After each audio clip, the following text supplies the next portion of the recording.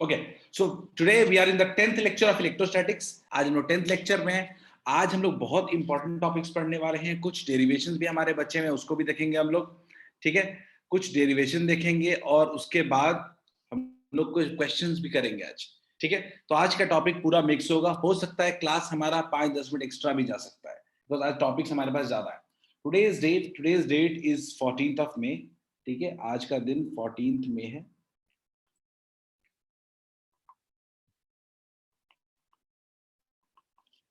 ठीक है, चलिए आगे बढ़ते हैं। Let's recall our concept. सबसे पहले हम बात कर रहे हैं electric field due to spherical conductor की। हमने बात किया था electric field due to spherical conductor. ठीक है, electric field due to spherical conductor. ठीक है, देखते हैं। तो पी पॉइंट पे बात करते हैं। सबसे पहले पी पॉइंट क्या क्या था, इनसाइड। जल्दी जल्दी देख लेते हैं। सबसे पहले हमारा इनसाइड है। इनसाइड यानी r must be less than capital R. तीन पॉइंट ही होते हैं। एक होता है सरफेस, एक होता है सरफेस। सरफेस क्या होता है, r equals to capital R. और तीसरा होता है आउटसाइड में। जल्दी जल्दी रिकॉल करा देता हूं आप लोग को। आउटसाइड, आउटसाइड में क्या होता है, r greater than capital are.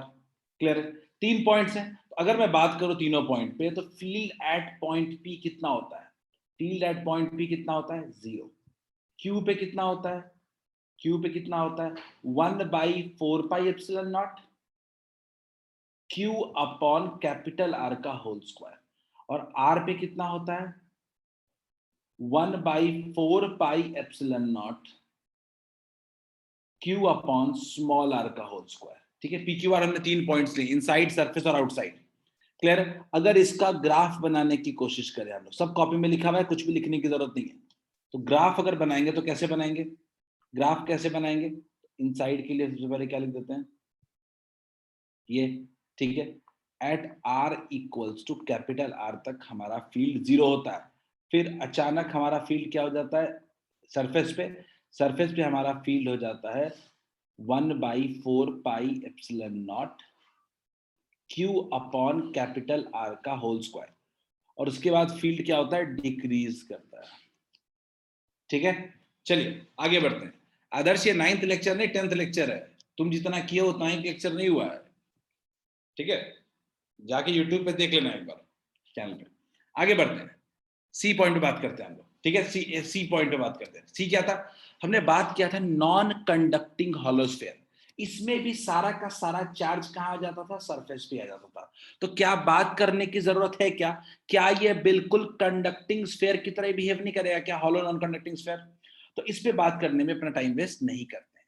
अगला है electric field due to solid non conducting sphere. Solid वाले में बात करते हैं। सबसे पहले बात करते हैं point at field at P. Field या आर लेस देन आर पे, r less than capital R पे फील्ड का फॉर्मूला क्या आया था, याद कीजिएगा। 1/4 pi epsilon naught q upon capital R cube into small r. ठीक, दूसरा r equals to capital R पे कितना आया था? E equals to 1/4 pi epsilon naught q upon capital R का होल स्क्वायर। और r greater than capital R पे क्या लिख सकते हैं? E equals to 1/4 pi epsilon naught q upon small r का होल स्क्वायर। सब याद होना चाहिए अपने को। ठीक है, जल्दी से इसका फॉर्मूला रिकॉल कर लेते हैं। सबसे पहले इनसाइड में r equals to capital R तक, r equals to capital R तक फील्ड क्या होता है? डायरेक्टली प्रोपोर्शनल टू आर होता है। R equals to capital R तक। क्लियर है? और उसके बाद ये क्या करेगा? डिक्रीज करेगा। क्लियर है? ये हमारा कुल मिला के लास्ट क्लास का रिकॉल है। ठीक है, हम लोग अब थोड़ा सा इस पे बेस्ड क्वेश्चन करने की कोशिश करते हैं। आपने गॉस लॉ पढ़ा है, आपने देखा है कि स्फेरिकल सरफेस हो तो कैसे गॉसियन सरफेस चूज करेंगे, गॉस लॉ लगा के क्वेश्चन को सॉल्व करेंगे। अब हम लोग इस पे बेस्ड 2-3 क्वेश्चन करेंगे। ठीक है, और इससे आपका कॉन्सेप्ट और स्ट्रांग होगा। ठीक है, let's try this. Let's try with first question. सब लोग इस क्वेश्चन से ट्राई करें। और सिर्फ आंसर लिखने से काम नहीं होगा, कॉपी में आपके क्वेश्चन भी लिखा होना चाहिए। Do this question.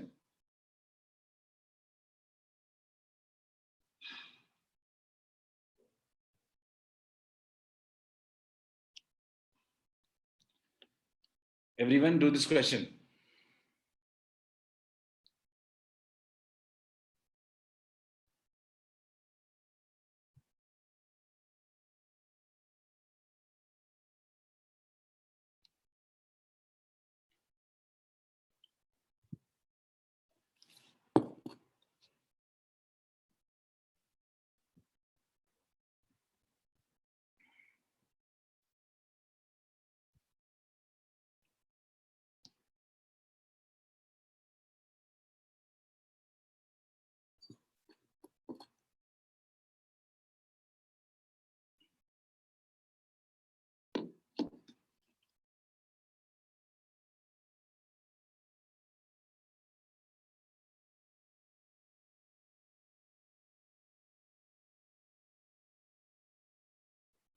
Try this question.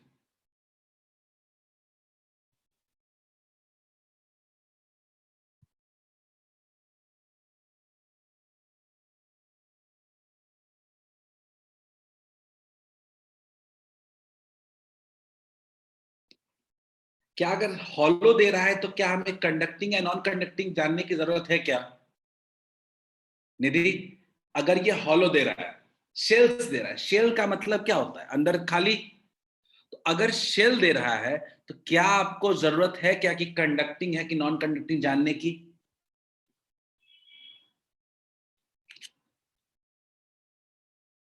Go ahead. मैं चाहता हूं पहले आप लोग गॉस लॉ लगा के देखें इसमें, सब लोग।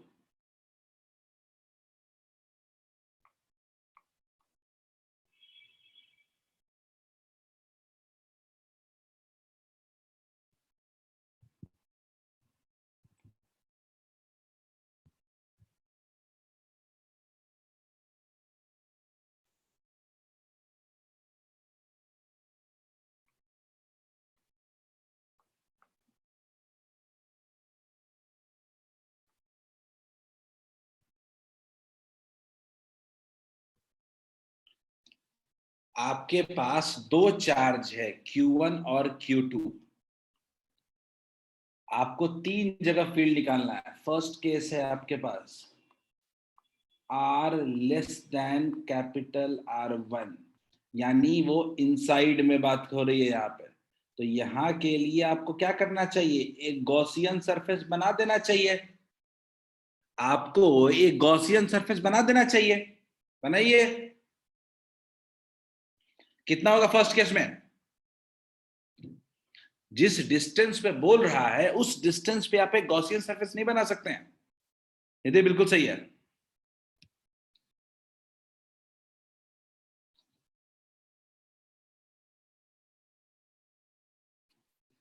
जिस जगह पे बोला, Deep very good, Kalyani very good, first बिल्कुल सही है।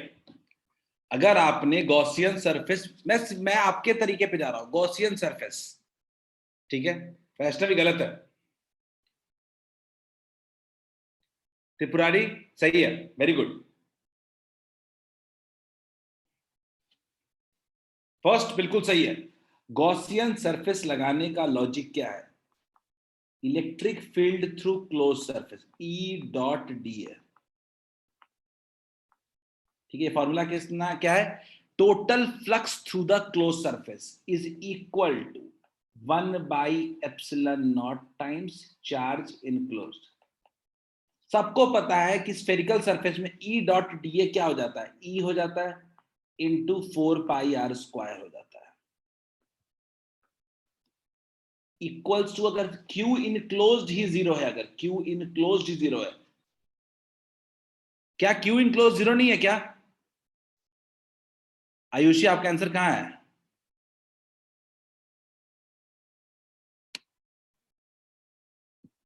Ayushi, I am finding your first answer. नहीं मिला मुझे। शिवम बिल्कुल सही है, शिवम बिल्कुल सही है। तो फील्ड हमारा कितना हो जाएगा? जीरो। हमारा फील्ड हो जाएगा जीरो। क्या हम कह सकते हैं कि इनसाइड के पॉइंट पे क्यू इन क्लोज जीरो है तो फील्ड भी जीरो होगा क्या? बोलिए, इज इट क्लियर? लेकिन मैं चाहता हूं एक और मेथड से इसको बनाना। ये मेथड एक मेथड से नहीं, हम इसको दूसरे मेथड से बनाते हैं। मुझे लगता है कि ये मेथड भी सीख गए तो आपका कॉन्सेप्ट और ज्यादा क्लियर हो जाएगा। सेकेंड मेथड की बात करते हैं, सेकेंड मेथड की बात करते हैं, ठीक है। सेकेंड मेथड क्या है? सेकेंड मेथड की अगर बात करते हैं तो याद रखिएगा कि हमारे पास कितने शेल्स हैं? दो शेल हैं क्या?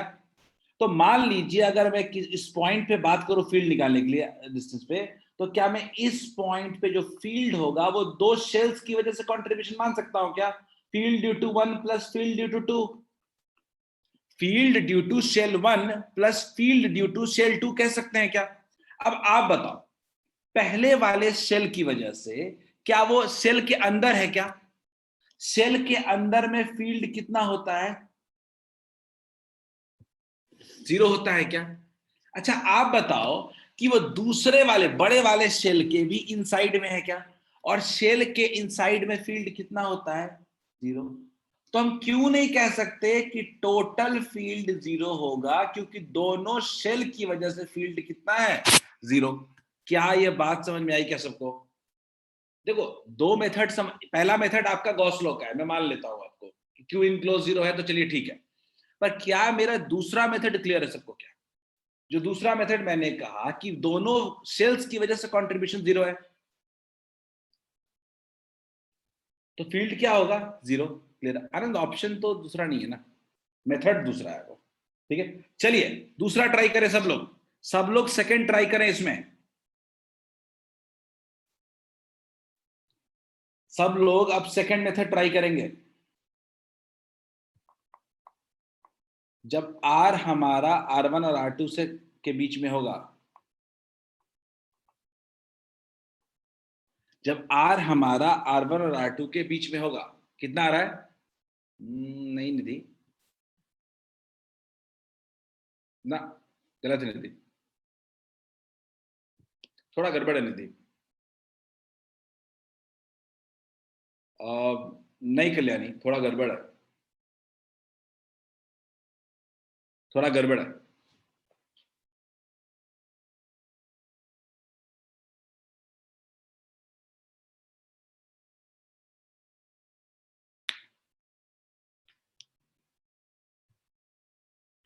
रविशंकर जागे हुए हो ना? ट्राई करो, आंसर बताओ, सिर्फ बैठे मत रहो। शिवम शिवम नहीं, 8 कहां से आ गया? शिवम 8 कहां से आ गया? देखो दूसरा गॉसियन सरफेस कैसे बनेगा? देखो दूसरा गॉसियन सरफेस कुछ इसके बीच में बनाने को कह रहा है। दूसरा गॉसियन सरफेस यही कह रहा है ना कि R1 R2 के बीच में बनाने को कह रहा है। कल्याणी बिल्कुल सही है, एक्सेलेंट, कल्याणी बिल्कुल सही है। स्लाइड ऊपर करो।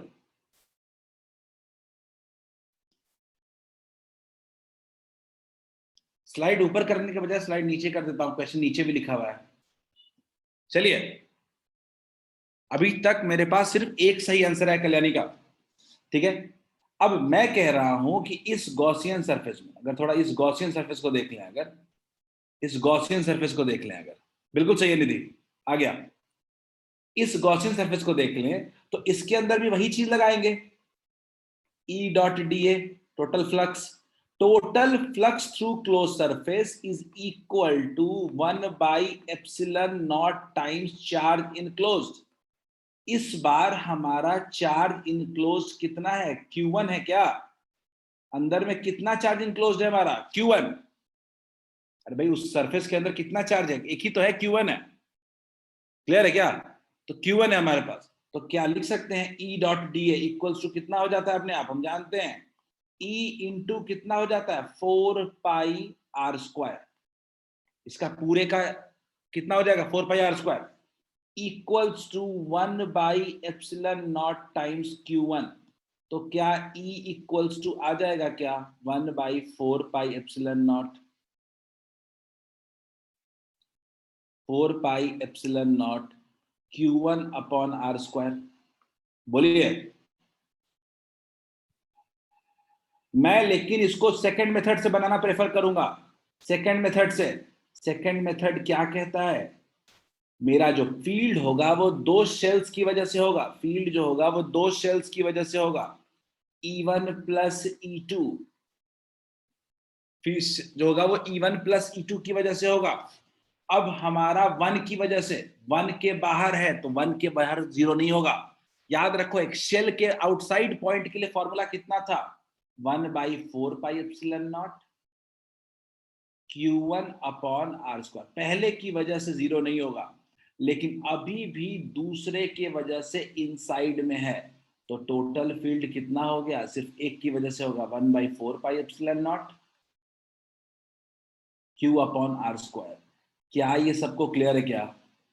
क्या दोनों मेथड क्लियर है क्या सबको? जल्दी बताओ, क्या सबको दोनों मेथड क्लियर है क्या?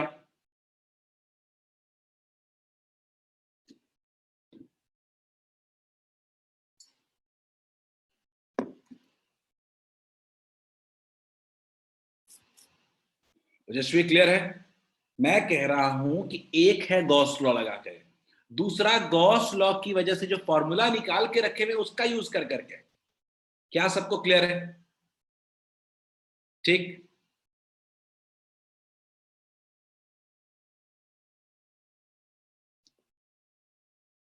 आगे बढ़ते हैं, आगे बढ़ते हैं।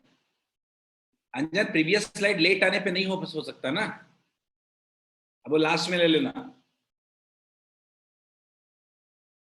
अब लास्ट में स्लाइड ले लेना, अब लोग वेट नहीं करेंगे ना। चलिए आगे बढ़ते हैं। थर्ड गॉसियन सरफेस देख लेते हैं। मुझे लगता है थर्ड वाला ज्यादा आसान है। नहीं नहीं शिवम, गलत है। थर्ड वाले में जब आप गॉसियन सरफेस लेंगे, थर्ड वाले में जब गॉसियन सरफेस लेंगे तो क्या होगा, पूरा का पूरा चार्ज अंदर होगा इसके। थर्ड गॉसियन सरफेस में पूरा का पूरा चार्ज अंदर आ जाएगा, Q1 प्लस Q2। क्लियर है?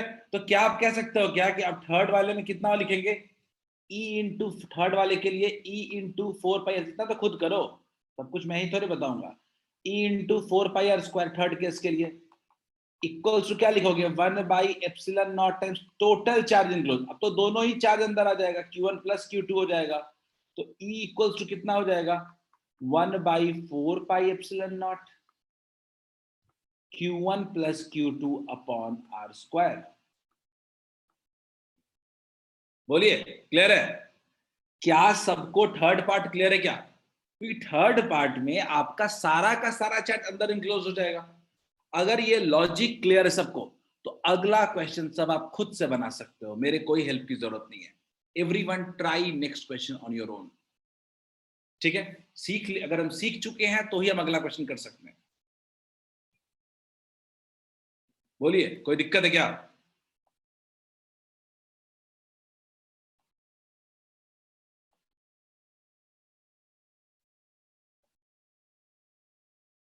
सब लोग इस क्वेश्चन को ट्राई करके अपना चेक करें कि आपको समझ में आया है कि नहीं आया है। 2 मिनट का टाइम देता हूं, 2-3 मिनट टाइम ले लो, खुद से ट्राई करो तीनों केस, तीनों केस। मैं इसको सिर्फ और सिर्फ सेकंड मेथड से बताऊंगा, गॉस लॉ आके नहीं बनाऊंगा। आपको माने गॉस लॉ लगाओ, कोई दिक्कत नहीं है।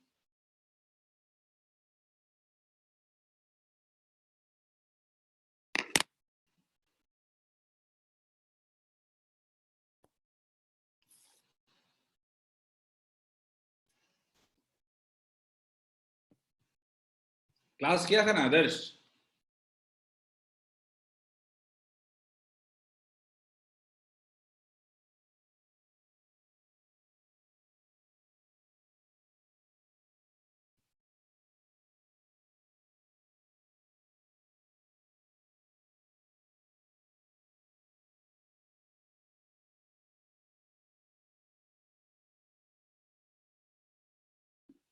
ठीक है, वेल सेड।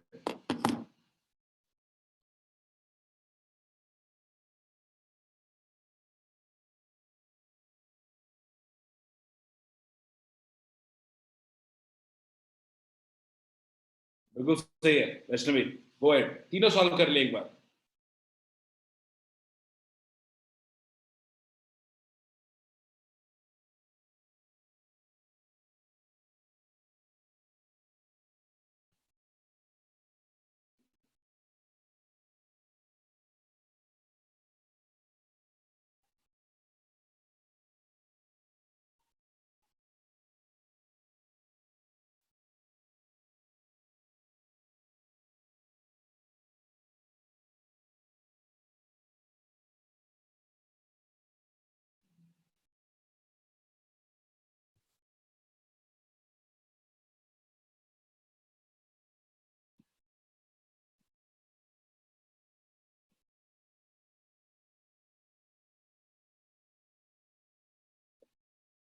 कल्याणी फर्स्ट सही है, दूसरा भी सही है।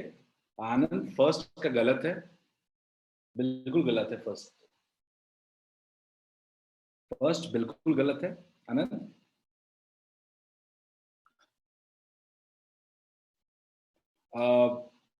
आवर क्यूब, दीप,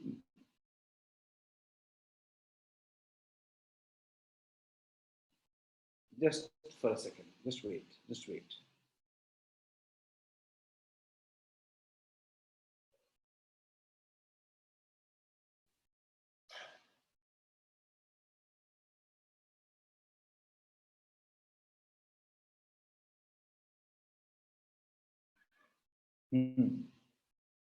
यहाँ पे हमें गॉस लॉ लगाना ही पड़ेगा, ऑप्शन नहीं है हमारे पास। टू कॉन्सेंट्रिक स्फीयर्स, ठीक है, of radius r1 and r2, ठीक है, which contains uniformly distributed charges respectively, find the electric field intensities concentric spheres, ठीक है। वैसे ये क्वेश्चन जो है ना, वैसे ये क्वेश्चन में दिक्कत क्या हो गया, ये शेल था, ठीक है, कॉन्सेंट्रिक स्फेरिकल शेल्स होना चाहिए यहाँ पे, ठीक है। मैं आप लोग करेक्ट कर देता हूँ, जो लोग भी ये गलती कर रहे हैं, ठीक है, जो लोग ये सोच गलती कर रहे हैं, कॉन्सेंट्रिक स्फेयर, कॉन्सेंट्रिक स्फेयर्स है मतलब एक ही जगह पे दो स्फेयर r1 r2 रेडियस का एक साथ कैसे हो सकता है, इसे समझना था। ये शेल है मेरा, आप शेल मान के बनाए इसको, ठीक है, आप शेल दीप, आप शेल मान के बनाए, आपका लॉजिक सही है, आप सही कर रहे थे, बट शेल मान के बनाओ सिर्फ, दीप, हाँ ठीक है दीप, शेल मान के बनाते हैं, just as last question, it's not sphere, ठीक है। फर्स्ट बिल्कुल सही है, थर्ड बिल्कुल सही है निधि, ठीक है, सेकंड भी सही है। दीप आप शेल मान के बनाओ, जल्दी आ जाएगा आंसर। अब मैं कह रहा हूं कि फर्स्ट पॉइंट इनसाइड पे आते हैं, पहले इनसाइड पे आते हैं। पहले मैं बात करने वाला हूं, मान लेते हैं हमारा शेल कुछ ऐसा है, मैं बिना गॉस लॉ लगाए हुए बनाऊंगा, मैं बोलूंगा शेल में इनसाइड के किसी पॉइंट पे, ए पॉइंट पे, तो फील्ड एट ए जो होगा, फील्ड एट ए होगा, ये फर्स्ट पार्ट है, वो field due to first shell plus field due to second shell होगा। ये शेल 1 है और ये शेल 2 है, देख लीजिए सब लोग ध्यान से। ए पे जो फील्ड होगा वो फर्स्ट शेल की वजह से होगा प्लस दूसरे शेल की वजह से होगा। अब गौर से देखें, पहले शेल के तो ये इनसाइड है, तो फील्ड कितना हो जाएगा, 0। ये दूसरे शेल के भी इनसाइड है, तो फील्ड कितना हो जाएगा, 0। तो क्या ए की वजह से फील्ड 0 हो जाएगा क्या, ए पॉइंट पे फील्ड 0 हो जाएगा क्या, बोलिए। मैं कह रहा हूं कि ए पॉइंट फर्स्ट के भी इनसाइड है और सेकंड के भी इनसाइड है, तो दोनों की वजह से फील्ड का कंट्रीब्यूशन कितना हो गया, 0। आप गॉस लॉ से बनाए होंगे, तो चार्ज इनक्लोज 0 आया होगा इस केस में, क्लियर है। दूसरा देखते हैं, मान लेते हैं कोई बी पॉइंट, ठीक है, आर डिस्टेंस पे। अब दिक्कत क्या है कि बी पॉइंट पे जो ईबी जो है वो भी दो पार्ट में होगा, E1 प्लस E2, फर्स्ट की वजह से प्लस सेकंड की वजह से। अब दिक्कत है कि ये पॉइंट अभी सेकंड शेल के इनसाइड है, तो इसकी वजह से क्या हो जाएगा, 0। और E1 की वैल्यू कितनी हो जाएगी, 1/4πε0, बाहर है, E1 के बाहर है, तो बाहर का फॉर्मूला आपको पता है कितना होता है, Q/r²। तो क्या बी आ गया क्या,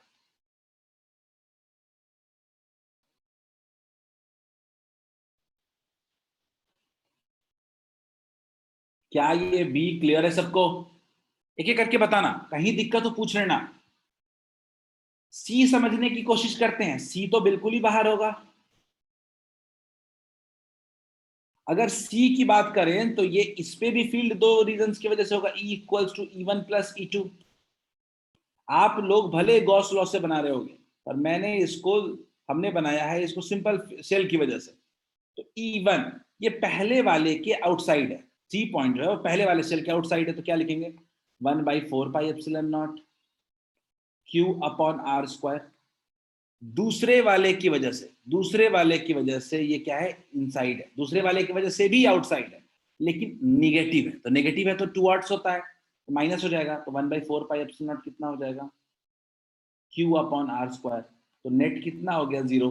आपको टोटल चार्ज इनक्लोज 0 आया होगा, क्लियर है क्या। आदर्श ने बोला सर इसको F/Q से बना सकते हैं, आदर्श कैसे, अनम्यूट कर रहा हूं, बताइए। आदर्श अनम्यूट कर रहा हूं, बताइए कि F/Q से कैसे बनाएंगे इसको, और इसमें मेरे समझाने में किसी को कोई दिक्कत है तो बताओ, ठीक है। मोस्टली लोगों का आंसर बिल्कुल सही था, अनम्यूट कर लो आदर्श। F/Q से कैसे सॉल्व करेंगे, बोलो।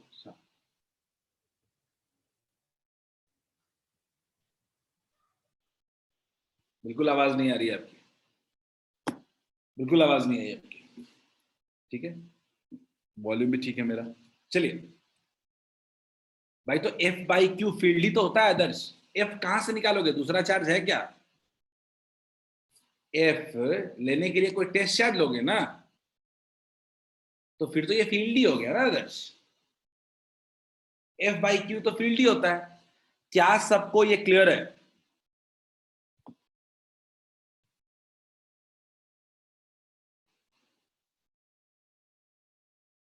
क्या सबको ये तीनों पार्ट समझ में आ गया कैसे फील्ड निकालते हैं? अब ये क्वेश्चन ट्राई करेंगे सब लोग। सब लोग इस क्वेश्चन को ट्राई करो, ये क्वेश्चन इंटरेस्टिंग है, यहां से आपको सीखने को मिलेगा। इस तरह का क्वेश्चन आपसे पूछा जा सकता है। Everyone try this.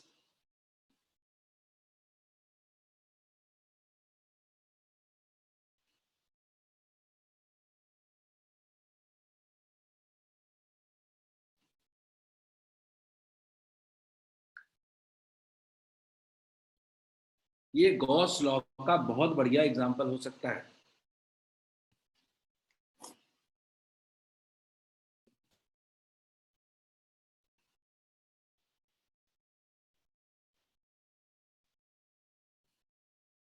ये गॉस लॉ सीखने के लिए सबसे बढ़िया सवाल है। आप लोग गॉस लॉ लगाइए, गॉसियन सरफेस बनाइए, गॉस लॉ लगाइए। पहला तो ठीक है, चलिए दीप आगे बढ़िए। टेंशन बी में है, ए और सी में दम नहीं है। हाँ, ए और सी में दम नहीं है, दिमाग बी में लगाना है। ठीक है कल्याणी?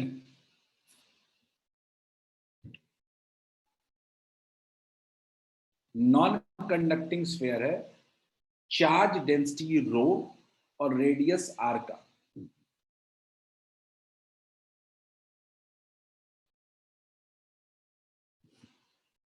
बी वाला बनाने फोकस करें, ए और सी स्टिल इतना बड़ा मैटर नहीं होगा।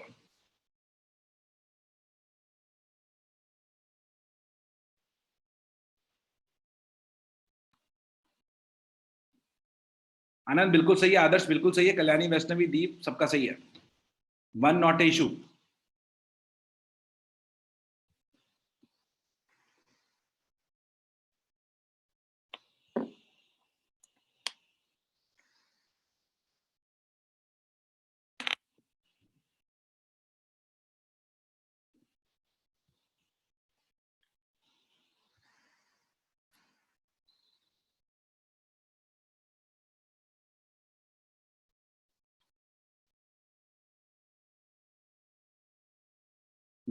मान लिया आदर्श, ठीक है। 1 4 3 तीनों इजी है। 1 4 3 इंटरेस्ट नहीं है मुझे इन तीनों में, मुझे 2 में इंटरेस्ट है। 3 में भी थोड़ा दिमाग लगाना है। बी का रेडियस क्या है? गॉसियन सरफेस बनाइए निधि, एक गॉसियन सरफेस आर रेडियस का बनाइए। अब आप कह रहे होंगे कि आर तो सर रेडियस में दिया हुआ है, तो कुछ और मान लीजिए, ए मान लीजिए, क्या दिक्कत है? ए बी कुछ भी मान लीजिए, आपको गॉसियन सरफेस तो बनाना ही है।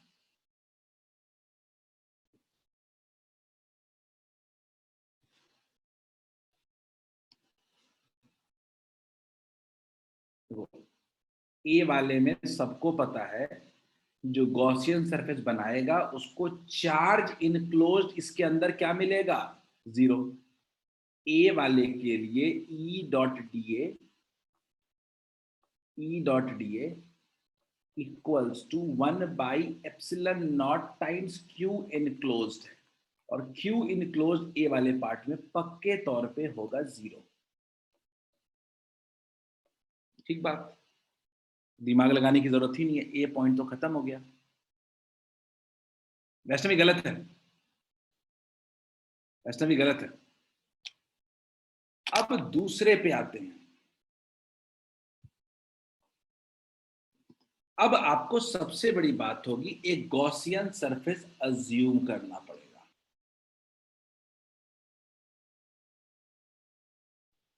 अब आपकी हमेशा से आदत रही है कि स्मॉल आर रेडियस ले लेने की, लेकिन ये पहले से ही डेटा में दिया हुआ है, तो आप नहीं ले सकते।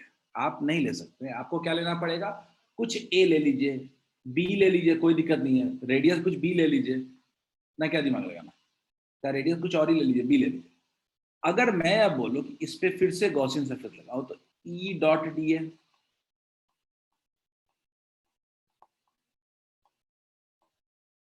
Equals to 1/ε0 times Q enclosed. ठीक है, देखते हैं। अच्छा, ई डॉट डी है तो आपको पता ही है क्या हो जाता है, ई इंटू एरिया हो जाता है 4 पाई, हमने क्या लिया है, बी रेडियस का लिया, तो 4 पाई बी स्क्वायर हो जाएगा इंटू 1/ε0 क्यू इनक्लोज्ड।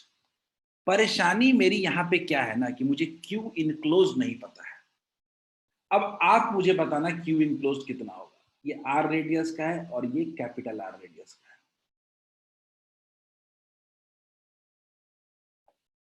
ठीक है, मुझे एक सर्टेन यहाँ पे हमने ले लिया है, सरफेस ले लिया है, गॉसियन सरफेस। मुझे चार्ज किसके अंदर चाहिए, मुझे चार्ज इसके अंदर चाहिए। चार्ज इनक्लोज किसके अंदर होगा, इसी के अंदर होगा। अगर मैं बात करूं तो चार्ज इनक्लोज किसके अंदर होगा, इसके अंदर। तो मुझे इसका वॉल्यूम पता चलेगा तब तो क्या वॉल्यूम कह सकते हैं इसका। इसका वॉल्यूम अगर बात करूं तो लिख सकते हैं क्या, 4/3 pi B cube minus 4/3 pi r cube. बोलिए, तो क्या लिख सकते हो, क्या 4/3 pi B cube minus r cube. ये वॉल्यूम आ गया। तो अगर मैं बोलूं चार्ज इनक्लोज कितना होगा तो क्या लिख सकते हैं, डेंसिटी इनटू वॉल्यूम। बोलिए, सारा खेल ये वॉल्यूम निकालने का ही है था। आप यहीं पे मिस कर गए, आप यहीं पे मिस कर गए क्योंकि आप वॉल्यूम नहीं निकाल पाए। तो अगर मैं बोलूं कि मेरे पास एक्चुअली क्या हालत है, तो मेरे पास अभी E इक्वल्स टू कितना हो गया है, 1/4 pi ε0 b square. Q enclosed कितना हो गया है, density into 4/3 pi B cube minus r cube. पहले तो ये 4 पाई कैंसिल हो जाएगा, कितना बच गया, rho into B cube minus r cube by 3/ε0 B square. Is this clear to all of you, is this clear to all of you सब लोग। क्या ये पूरा मसला समझ में आया, क्या कहां दिक्कत आई, कहां दिक्कत आई। हमने बोला कि इस रेडियस में दिक्कत क्या है कि जो पतला स्ट्रिप बन रहा है, हमें इसके अंदर कितना चार्ज स्टोर्ड होगा ये निकालना है। चार्ज के लिए हमको चार्ज की डेंसिटी दी गई है रो, तो डेंसिटी इंटू वॉल्यूम करना पड़ेगा। तो जिसके अंदर चार्ज है उसका वॉल्यूम कितना है वो तो निकालना पड़ेगा ना। बोलिए, क्या सबको क्लियर है, बताओ क्या ये लॉजिक क्लियर है। कई लोगों ने इसको ए मान लिया है रेडियस, तो ए क्यू माइनस आर क्यूब हो रहा है। बिल्कुल सही है निधि। कल्याणी, आपका बिल्कुल गलत है, प्लस लिखा है आपने कुछ।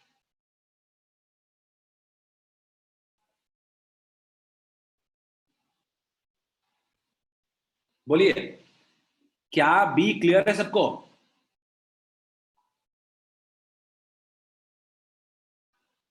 अब अगला थर्ड पॉइंट पे आते हैं, थर्ड पॉइंट पे आते हैं, सब लोग लिख रहे हैं अभी। सी पॉइंट पे आते हैं, सी पॉइंट पे भी तो यही दिक्कत है। सी पॉइंट की जब हम बात करेंगे, लिख लो जल्दी से, पहले सब लोग, पहले सब लोग लिख लो जल्दी से, जो भी लिख रहे हैं, जो भी लिख रहे हैं वो जल्दी से लिख लें, फिर मैं आगे सी पॉइंट की बात करूंगा। सर स्लाइड थोड़ा ऊपर कर दीजिए, नेक्स्ट क्वेश्चन देखिए।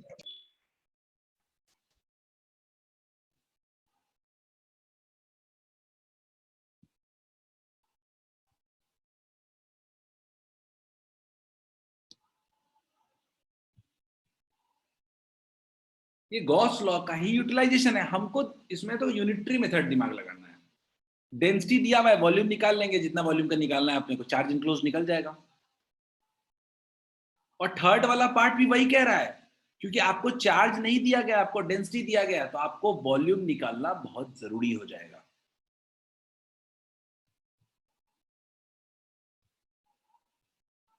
चलिए करते हैं सी पार्ट। नहीं शिवम, गलत है, गलती कर दी है।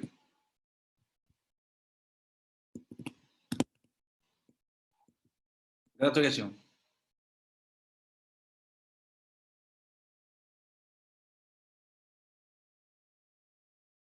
गलत हो गया शिवम, चार्ज इनक्लोज गलत निकाला। चलिए, सी पॉइंट है, मैं अब नीचे वाले फिगर को यूज करूंगा।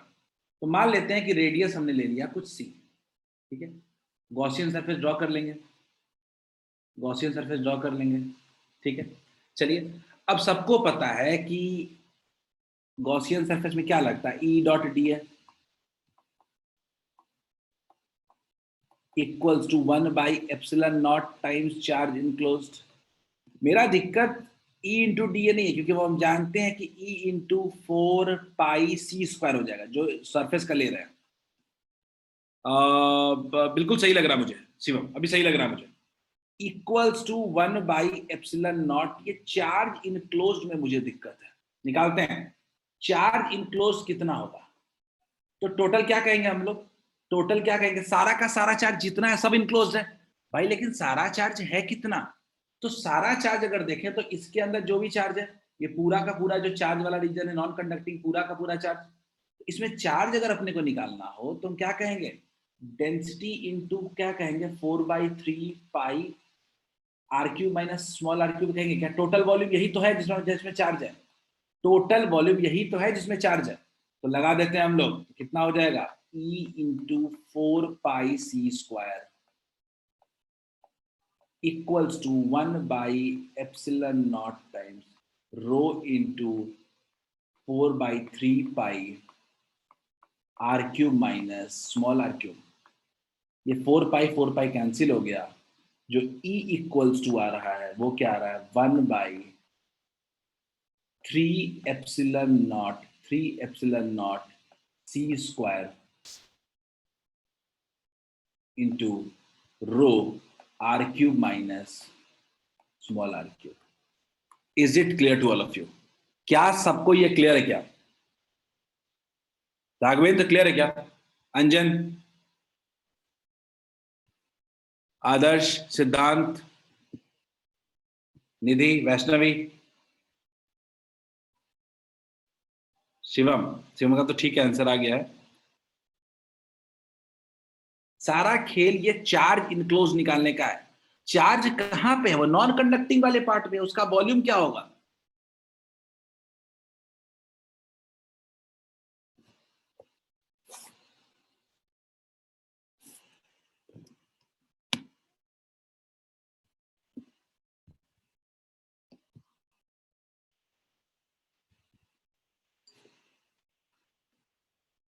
जल्दी नोट डाउन करें, फिर हम लोग एप्लीकेशन ऑफ गॉस लॉ के दो और डेरिवेशन की तरफ बढ़ेंगे हम लोग।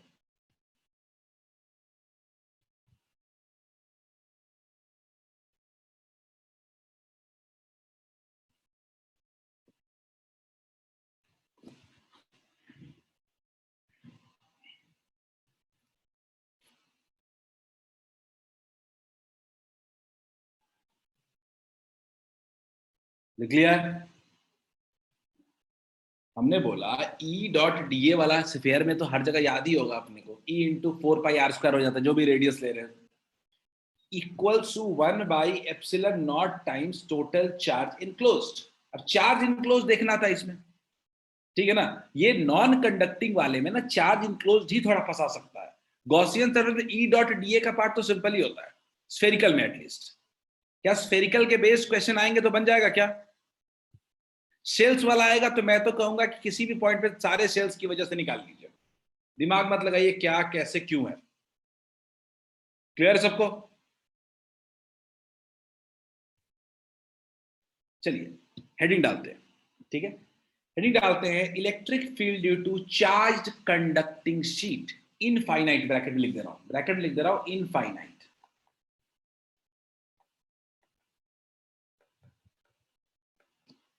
ब्रैकेट में लिख दे रहा हूं इनफाइनाइट, ठीक है। इनफाइनाइट की हम बात कर रहे हैं, तो इनफाइनाइट, तो मान लीजिए मैं चाहता हूं ना कि एक इनफाइनाइट है, पॉजिटिवली चार्ज कंडक्टिंग शीट है, मैं इसकी वजह से फील्ड निकालना चाहता हूं। तो कैसे निकालेंगे? तो हमने क्या किया कि इसके पास में दोनों एंड में एक पास करने वाला एक सिलिंड्रिकल शेप का स्ट्रक्चर बना दिया।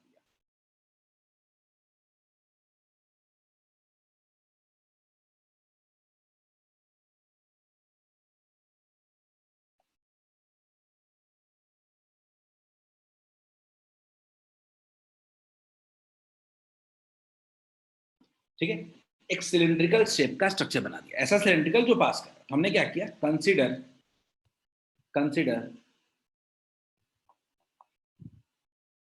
a Gaussian surface,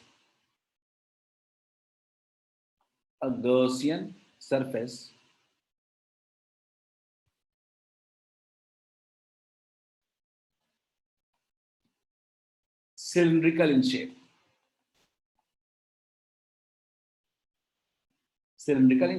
ठीक बात।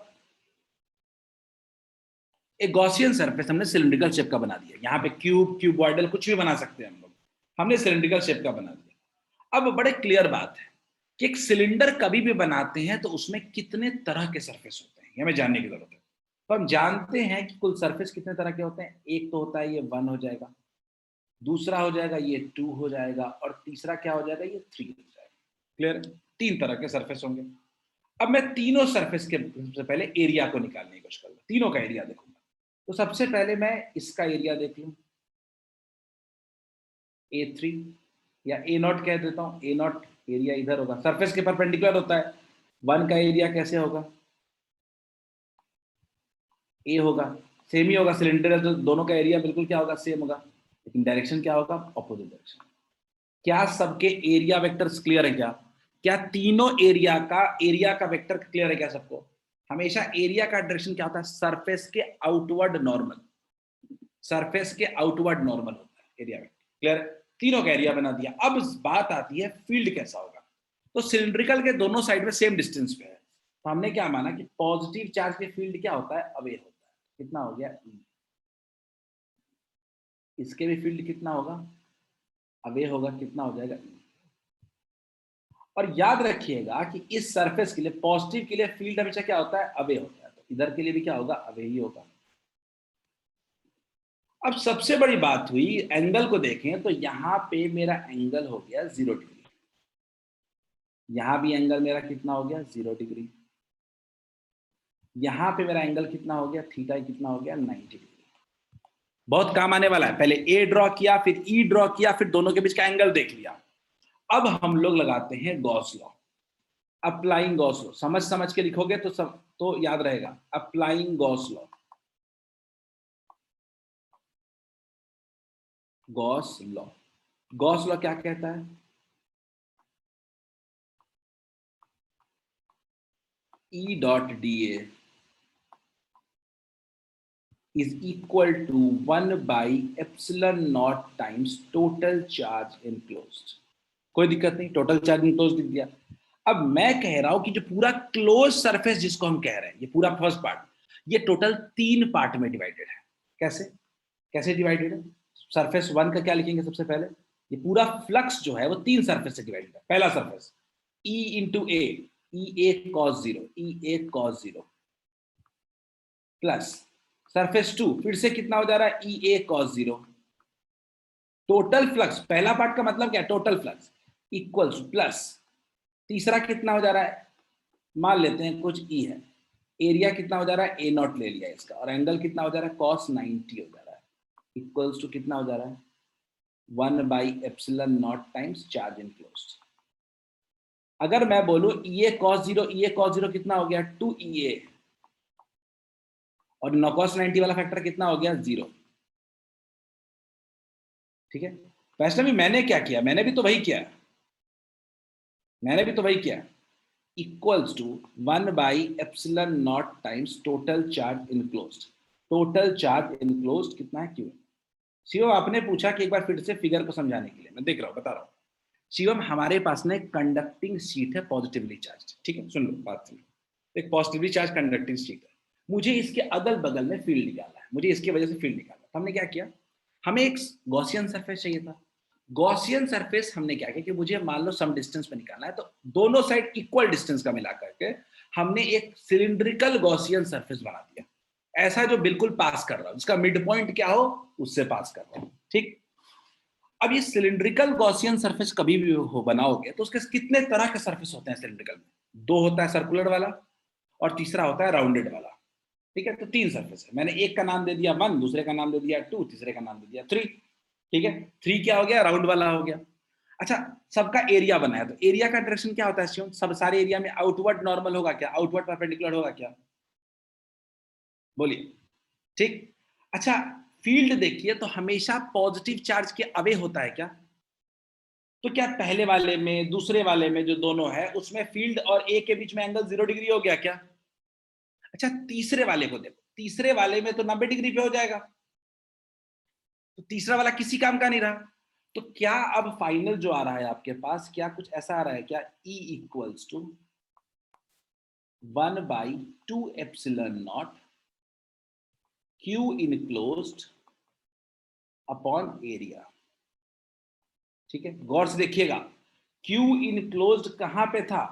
Q इनक्लोज्ड इसी एरिया में होगा ना जो अंदर में लाई कर रहा है, इसी पार्ट में ना जो सर्कुलर पार्ट में लाई कर रहा है। तो अगर Q इनक्लोज, इसके अंदर का Q अपॉन इसी का एरिया अगर देखेंगे तो इसको एक नया टर्म नाम देते हैं, Q इनक्लोज्ड अपॉन एरिया को नाम देते हैं sigma, charge per unit area. So कहते हैं हम लोग charge per unit area, charge per unit area, या इसको हम लोग सरफेस चार्ज डेंसिटी भी कहते हैं, सरफेस चार्ज डेंसिटी। कितना होता है? Q अपॉन ए, ठीक है, सरफेस चार्ज डेंसिटी। तो इस हिसाब से मेरा जो फॉर्मूला बन गया, अब मेरा जो फाइनल फॉर्मूला बन गया फील्ड की वजह, फील्ड के लिए, वो कितना हो गया? E equals to sigma upon 2 epsilon naught. बहुत ही इंपॉर्टेंट फॉर्मूला है, बहुत ही इंपॉर्टेंट फॉर्मूला है। फील्ड कितना हो गया? Sigma upon 2 epsilon naught. सबसे खास बात, ये डिस्टेंस पे डिपेंड नहीं कर रहा है कि कितने दूर है कितने पास है, यानी इस शीट से यहां पे जो फील्ड होगा वही यहां पे होगा, वही यहां पे होगा। बस इतना याद रखना है कि पॉजिटिव के अवे और नेगेटिव के टुवर्ड्स लगेगा, ठीक है। ये डायरेक्शन सिर्फ और सिर्फ चार्ज के साइन पे डिपेंड करता है, मैग्नीट्यूड डिस्टेंस पे डिपेंड नहीं करता है। वैष्णवी, मैंने लास्ट 2 पॉइंट क्या बताया? मैंने बोला Q enclose upon area, charge per unit area को हम लोग सरफेस चार्ज डेंसिटी कहते हैं, ठीक है। तो मैंने उसकी जगह रिप्लेस कर दिया सिग्मा से। क्लियर है? ये बहुत ही इंपॉर्टेंट पॉइंट है, हर जगह यूज होने वाला है सिग्मा, ठीक। सिग्मा अपॉन 2 एप्सिलॉन नॉट हो गया, ठीक बात। अब बात मैंने बोला कि जो फील्ड का फॉर्मूला आया है उसमें कहीं आर है क्या? डिस्टेंस है क्या? कहीं वो पी पॉइंट का डिस्टेंस हमने कंसिडर किया है क्या? वैष्णवी, क्या हमने डिस्टेंस देखा है क्या कि आखिर वो पॉइंट कितना दूर है? नहीं।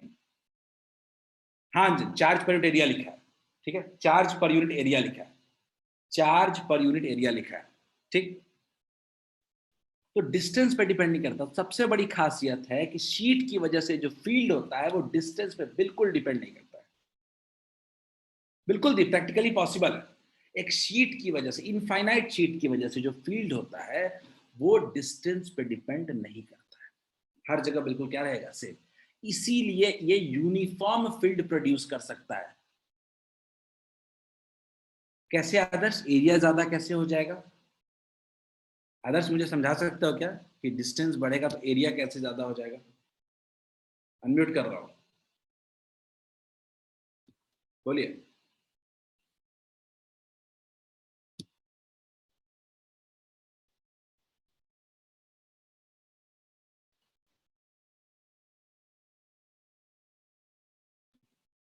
अनम्यूट कर रहा हूं आदर्श, पूछो जो तुम पूछना चाह रहे हो, कैसे सोचा ये बताओ। हेलो। बोलो। हाँ, हाँ सर, चार्ज के सर बीच में जो डिस्टेंस रहेगा उसी उसी का ना एरिया, मैग्नेटिक फील्ड, क्या बोल रहे सॉरी हो? Electric field. फिर से एक बार रिपीट करना आदर्श, पूरा स्टेटमेंट रिपीट करो। आवाज नहीं आ रही है आपकी आदर्श, फिर से बोलिए। क्या आवाज बिल्कुल नहीं आ रही है? फिर से बोलिए क्या बोला? हाँ आवाज आएगी, बोलिए।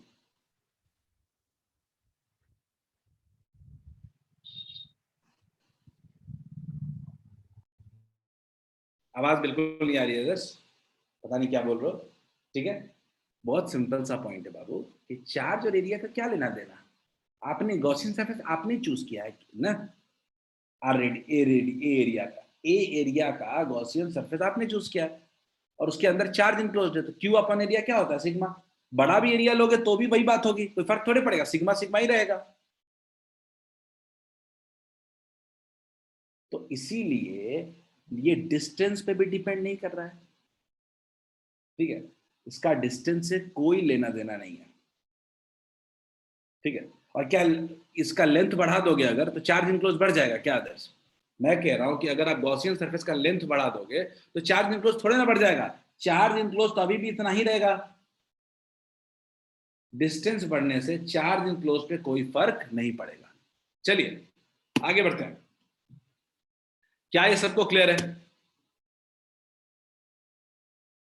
एक शीट की वजह से, चार्ज कंडक्टिंग शीट की वजह से जो फील्ड होता है अपने आसपास के रीजन में वो कितना होता है? सिग्मा अपॉन 2 एप्सिलॉन नॉट होता है। याद रखना है दिमाग में सिर्फ कि डिस्टेंस पे डिपेंड नहीं करता है, पॉजिटिव के अवे होता है, नेगेटिव के टुवर्ड्स होता है। क्लियर है? चलिए, आई होप सबने डेरिवेशन लिख लिया होगा। एक और डेरिवेशन करेंगे हम लोग एक और डेरिवेशन करेंगे, ठीक है। देखते हैं, अगला है electric field due to charge conductor, ठीक है, electric field due to charge conductor, ठीक है। हम चार्ज कंडक्टर के लिए बात करने वाले हैं। तो चार्ज कंडक्टर के लिए जब हम बात करते हैं तो क्या बात करते हैं? मान लीजिए एक पी पॉइंट है, हम चाहते थे कि एक कंडक्टर है पूरा का पूरा। अब कंडक्टर के बारे में जानते हो कि सारा का सारा चार्ज कहाँ लाई करता है? बाहर। सारा का सारा चार्ज लाई करता है सरफेस पे,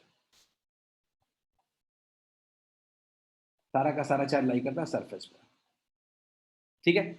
अब मान लीजिए कि हमें पी पॉइंट पे फील्ड निकालना है, तो फिर से हमने क्या किया कि एक गॉसियन सरफेस बना,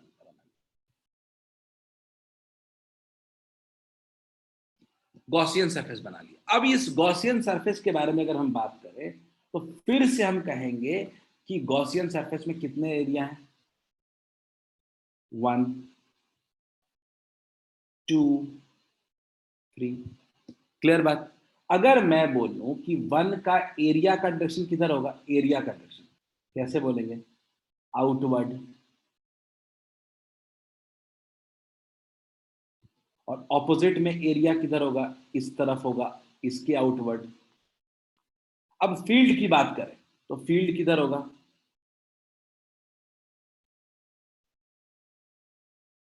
इसके वजह से तो फील्ड यहां पे 0 होगा। याद कीजिए, कंडक्टर के इनसाइड में फील्ड क्या होता है? 0। क्या हम कह सकते हैं क्या कि कंडक्टर के इनसाइड में फील्ड कितना होता है? 0। अगर मैं बात करूं इस पॉइंट की तो यहां पे लिख सकते हैं हम लोग, यहां पे फील्ड जो होगा वो कितना होगा? 0। फील्ड कितना हो जाएगा? 0। दूसरा देखते हैं हम लोग, क्या हम लोग कह सकते हैं क्या हम लोग कह सकते हैं क्या कि इसके एरिया का डायरेक्शन कुछ ऐसे है और फील्ड का डायरेक्शन कुछ ऐसे है? ये हमारा ई का डायरेक्शन है, ये हमारे ए का डायरेक्शन है, तो मिला जुला के एंगल कितना हो गया? 90 डिग्री। तो अगर मैं बोलूं कि total flux through the close surface, अगर मैं बोलूं total flux through the close surface E dot d A is equal to 1 by epsilon naught times total charge enclosed within the surface। Clear है? तो अब E डॉट डी यानी total flux के 3 part हैं। एक पार्ट में क्या हो रहा है कि E A cos 0 हो रहा है, मान लिया E A cos 0 first part में। सेकेंड पार्ट देखते हैं, सेकेंड पार्ट मेरा कर्व्ड वाला है, वहां तो 90 डिग्री हो जा रहा है, E A cos 90 हो जा रहा है, प्लस थर्ड कितना हो जा रहा है? ई तो 0 है इंटू ए cos 0, लेकिन फील्ड ही 0 है, यही 0 है हमारा, equals to 1 by epsilon naught times charge enclosed। Clear? फिर से देखते हैं हम लोग, लिखते हैं ये तो हो जाएगा, ये cos 0 1 हो जाएगा, ये हो जाएगा, दूसरा वाला फैक्टर कितना हो जाएगा, 0 हो जाएगा, और तीसरा वाला फैक्टर भी क्या हो जाएगा, 0 हो जाएगा। तो 1/ε0 इंटू क्यू इनक्लोज हो जाएगा। याद रखिएगा ये इक्वल्स टू कितना हो गया, ई इक्वल्स टू कितना हो गया, 1/ε0 times Q enclose upon area, और यहीं से फॉर्मूला बन गया E equals to Q upon A कितना होता है, sigma upon epsilon naught, sigma upon epsilon naught. Is it clear क्या? ये हमारा फील्ड का फॉर्मूला, सिग्मा अपॉन एप्सिलॉन नॉट। जो फील्ड होता है कंडक्टर के बगल में कहीं भी अगर फील्ड निकालना चाहेंगे हम लोग, तो फील्ड का फॉर्मूला होता है सिग्मा अपॉन एप्सिलॉन नॉट। क्या सबको ये क्लियर है?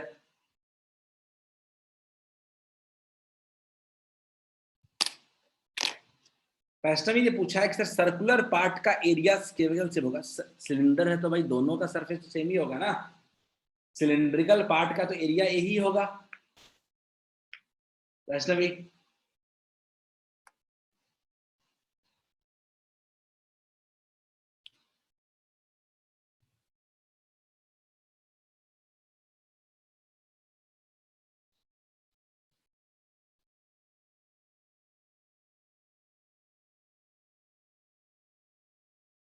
मैंने अगर एरिया तीनों का सेम लिया है, आप कुछ भी एरिया ले लीजिए ना, आप कोई दिक्कत नहीं, आप एरिया कुछ भी ले लीजिए, आप ए ले लिए, दूसरे वाले का आप ए नॉट ले लीजिए, कोई दिक्कत नहीं, दूसरे वाले का ए नॉट ले लीजिए आप, इसका एरिया ए नॉट ले लीजिए आप, ठीक है, तीसरे वाले का तो ए ही ले लीजिए, ठीक है। ठीक है वैष्णवी, क्या सबको ये डेरिवेशन क्लियर है?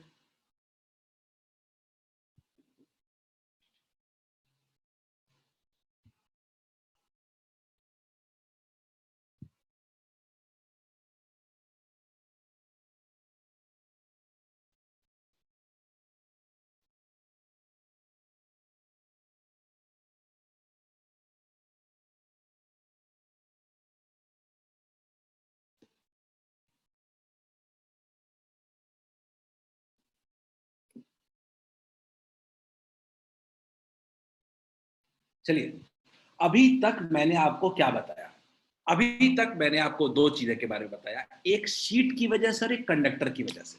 याद रखिएगा, किसी भी कोई भी कंडक्टर आज के बाद अगर मैं कंक्लूजन ड्रॉ करूं तो आज के बाद कोई भी कंडक्टर आपके पास दिख जाए, कोई भी कंडक्टर ऐसे दिख जाए, कंडक्टर दिख जाए, तो आप कहेंगे कि इसके बगल में किसी भी पॉइंट पे अगर फील्ड निकालेंगे हम लोग, तो फील्ड का फॉर्मूला होता है सिग्मा अपॉन एप्सिलॉन नॉट।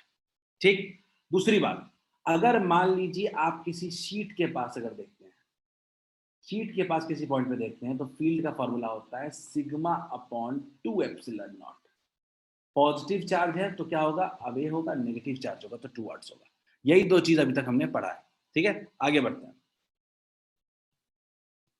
ठीक है, चलो, हो गया, सबने डेरिवेशन लिख लिया, समझ में आना जरूरी है, ये सब डेरिवेशन एग्जाम में कोई भी रैंडम एक आ सकता है। ट्राई करो क्वेश्चन, ये क्वेश्चन ट्राई करें, ये क्वेश्चन आ चुका है जेई में भी, ये क्वेश्चन जेई में भी आ चुका है।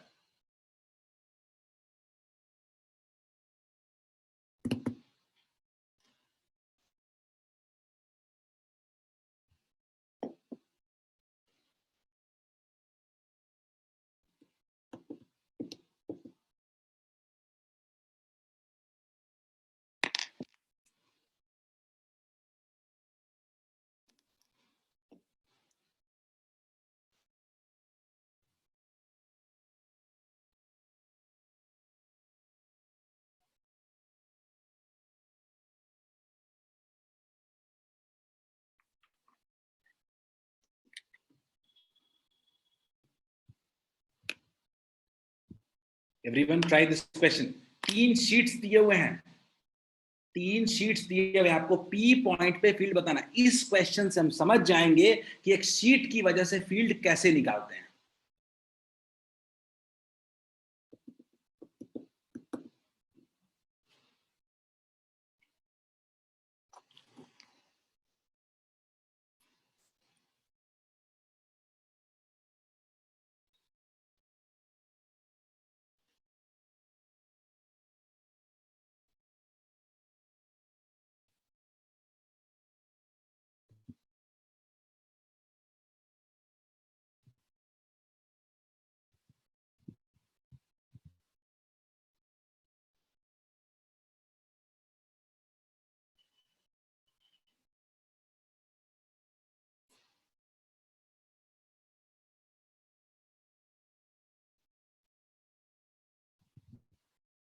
बिल्कुल सही है, वैष्णवी बिल्कुल सही है, निधि वेरी गुड।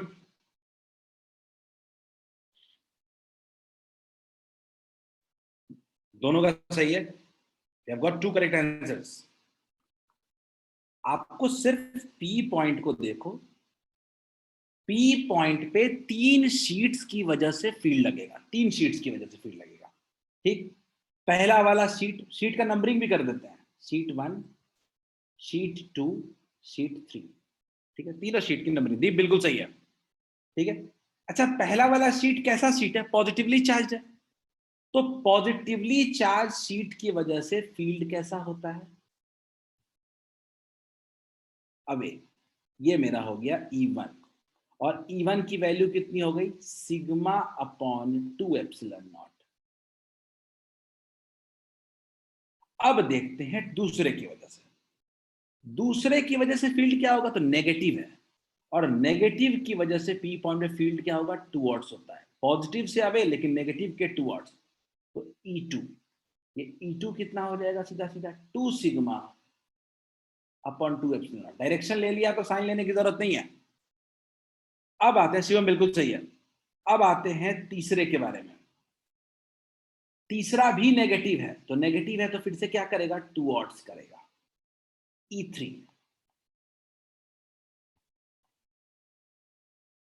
कितना हो जाएगा? इसके वजह से भी sigma upon 2 epsilon not. Magnitude में तो दिक्कत ही नहीं है, सिग्मा अपॉन 2 एप्सिलॉन नॉट। तो तीनों फील्ड सेम डायरेक्शन में है, तो टोटल फील्ड कितना हो जाएगा? तीनों का सम हो जाएगा क्या? E1 plus E2 plus E3, 2 1 3 1 4, कितना हो जाएगा? 4 sigma upon 2 epsilon not, which will be equal to 2 sigma upon epsilon not. लेकिन ये नेगेटिव डायरेक्शन में है, नीचे की तरफ है, कौन सा ऑप्शन होगा? C. Is this clear to all of you? Shivam direction show करने के लिए फील्ड का मैग्नीट्यूड निकाला है, शिवम डायरेक्शन भी तो कुछ शो करेगा। आदर्श बिल्कुल सही था।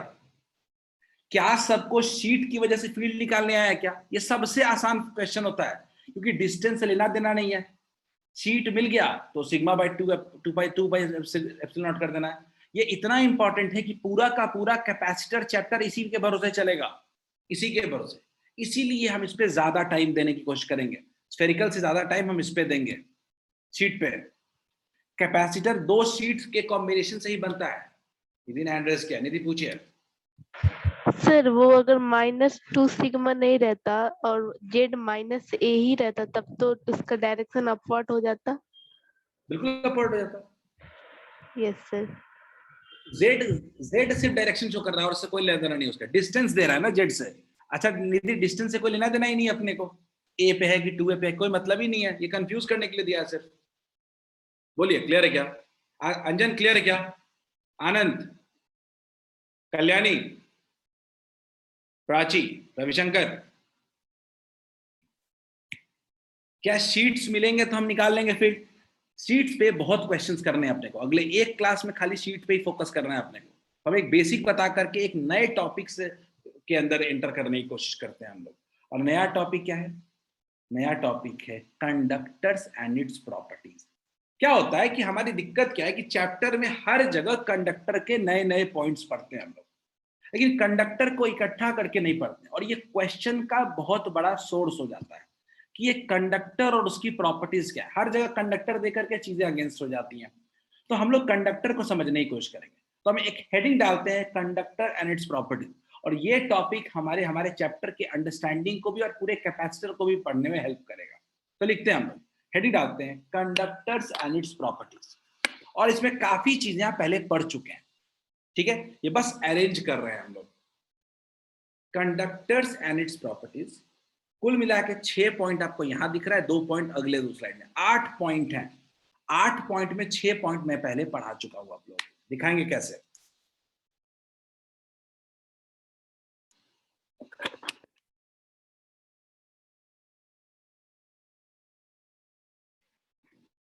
हेडिंग डालने फिर मैं शुरू करता हूं एक एक बार। लिखना है, आपको लिखना भी है इसको।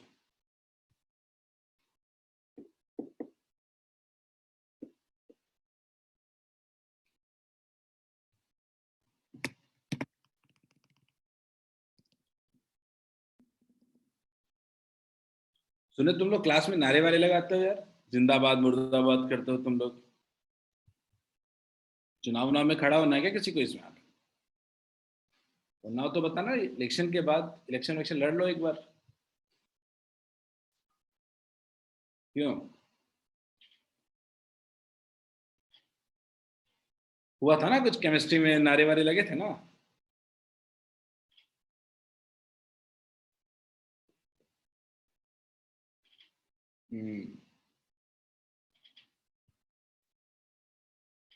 अंजन ज्यादा जानता है क्योंकि नाम इसी का इस्तेमाल किया गया है। अरे कोई नहीं, बेवकूफ लोग समझ नहीं पाते हैं कि वो जूम ईमेल आईडी से ज्वाइन करते हैं, नाम से नहीं।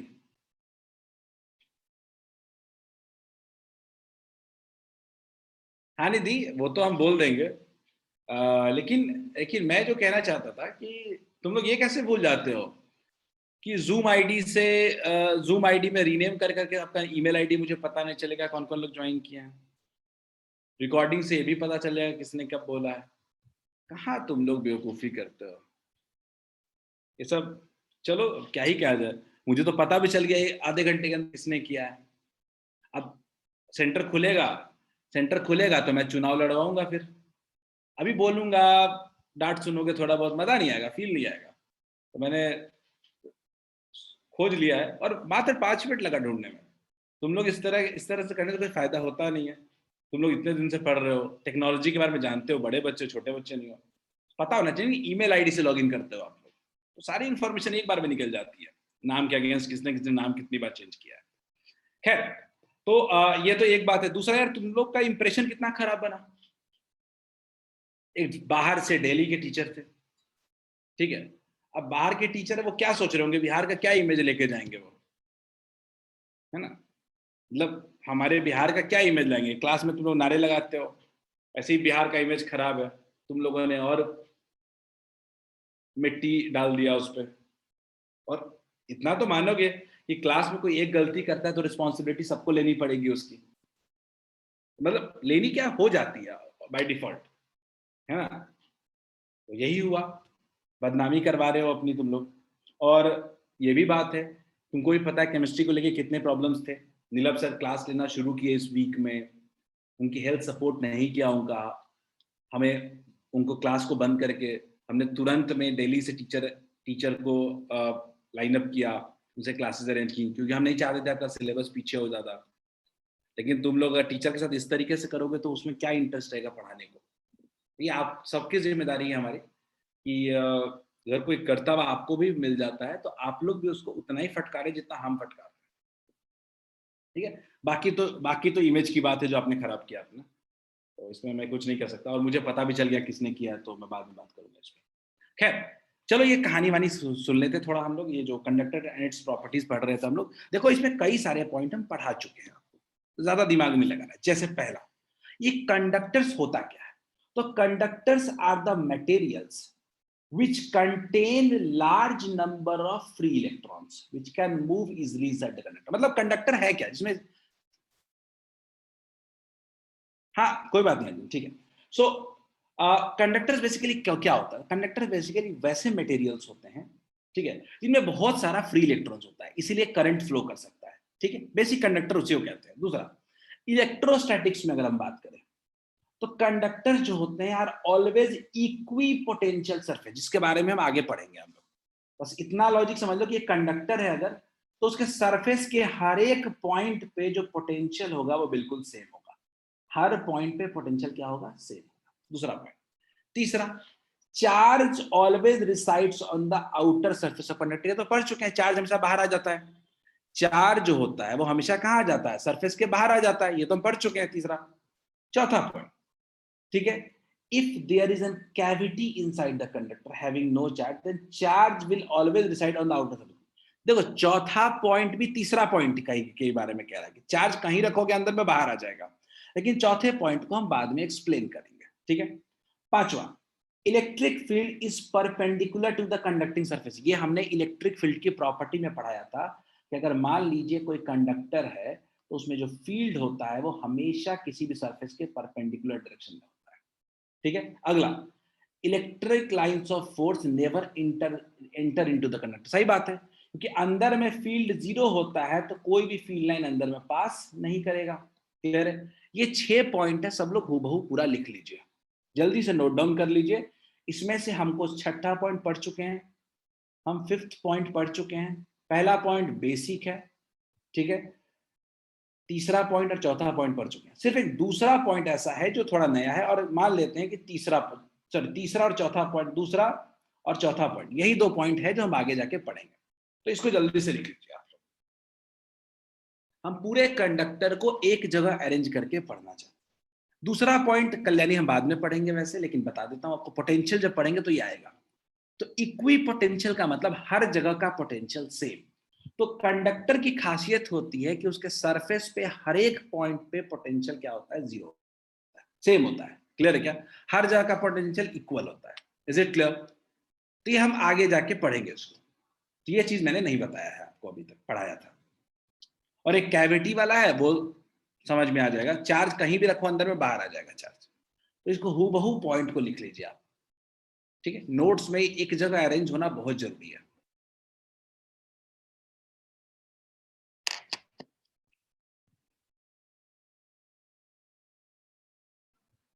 लिख लो तो सही है एटलीस्ट।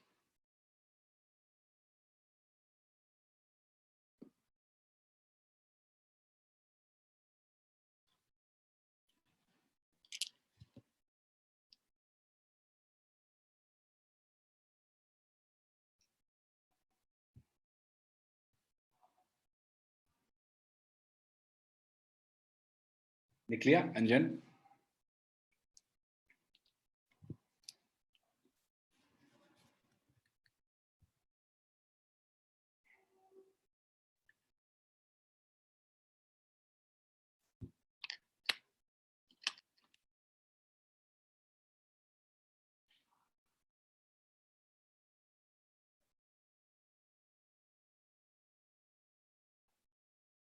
लिख लिया? ठीक है, 7वां पॉइंट लिख लेते हैं, 7th पॉइंट देखते हैं। ये अभी पढ़ाया हूं कि electric field intensity near the conducting surface is given by formula sigma by epsilon not. Conducting surface के बगल में बगल में कोई भी पॉइंट पे जो फील्ड होता है वो होता है सिग्मा अपॉन एप्सिलॉन नॉट। ये व्हाइट वाला लिखने की जरूरत नहीं है, साथ साथ एक फार्मूला बस लिख लो, खत्म हो जाएगा। एक कंडक्टिंग सरफेस के बगल में फील्ड जो होता है वो होता है सिग्मा अपॉन एप्सिलॉन नॉट। इसको भी लिख लीजिए। चलिए 7th पॉइंट भी लिख लीजिए सब लोग।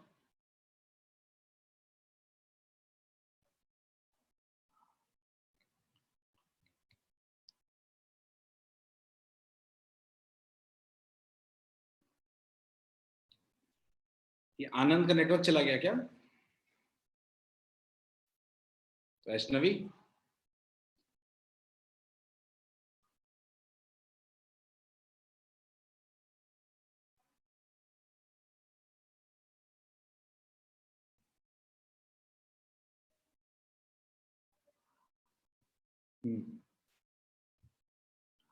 अच्छा ठीक,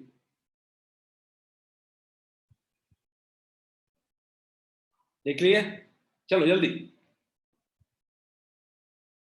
अब आते हैं अपने लास्ट पॉइंट पे। ये भी बता चुका हूं, याद करो थोड़ा सा, कि when conductor is grounded it's potential become 0। मैंने बताया था कि मान लीजिए कोई पॉजिटिवली चार्ज कंडक्टर हो गया और मान लीजिए उसमें अर्थिंग लगा देते हैं आप, तो अर्थ का वोल्टेज होता है 0 वोल्ट।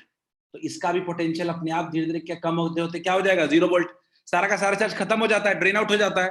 तो हमने पढ़ा था कि व्हेन कंडक्टर इज ग्राउंडेड, या इसको लिख लेना ब्रैकेट अर्थ, और अर्थिंग इट्स पोटेंशियल बिकम्स 0। क्या ये भी हो जाएगा क्या? ये भी हम पहले से पढ़ चुके हैं। ये सारी कंडक्टर की प्रॉपर्टीज आपकी एक जगह आ गई अब।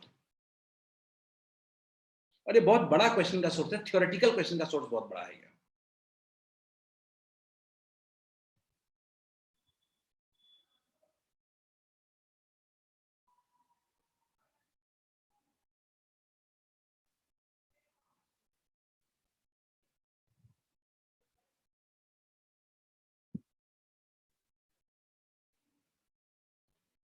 वैष्णवी एक पॉइंट बचा है, चलिए लिखिए जल्दी से, जल्दी लिख लीजिए, जल्दी पॉइंट लिख लीजिए फिर आगे बढ़ते हैं।